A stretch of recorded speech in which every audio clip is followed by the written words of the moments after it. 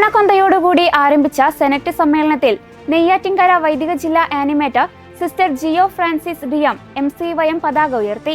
ഭദ്രാസന general secretary Mithun Joshi Joseph ചടങ്ങിൽ സ്വാഗതം ആശംസിച്ചു. തുടർന്ന് ഭദ്രാസന ഡയറക്ടർ ഫാദർ ജെറോം കുന്നിൻപുറത്ത് ആമുഖ പ്രഭാഷണം നടത്തി. സമ്മേളനത്തിന്റെ അധ്യക്ഷൻ ഡോക്ടർ അഗസ്റ്റിൻ ജോൺ JC അധ്യക്ഷ പ്രസംഗം നിർവഹിക്കുകയും യുവജനങ്ങളെ അഭിസംബോധന ചെയ്ത് സംസാരിക്കുകയും ചെയ്തു. പാറശാല ഭദ്രാസന അധ്യക്ഷൻ അഭിവന്യ തോമസ് മാർ യൗസേബിയോസ് പിതാവ് അർദ്ധവാർഷിക സെനറ്റ് സമ്മേളനം ഉദ്ഘാടനം ചെയ്ത് മുഖ്യ സന്ദേശം നൽകി. കാട്ടാക്കട വൈദിക ജില്ലാ വികാരി ഫാദർ തോമസ് പൊറ്റപ്പുരയിടം സെനറ്റ് സമ്മേളനത്തിന് ആശംസകൾ അറിയിച്ചു സംസാരിച്ചു.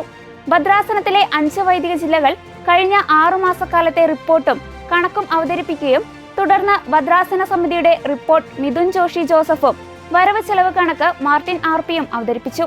സംഘടനാ ചർച്ചയോടുകൂടി സെനറ്റ് സമ്മേളനം അവസാനിച്ചു. 5 വൈദിക ജില്ലകളിൽ നിന്നായി 75ഓളം യുവജനങ്ങൾ സമ്മേളനത്തിൽ പങ്കെടുത്തു.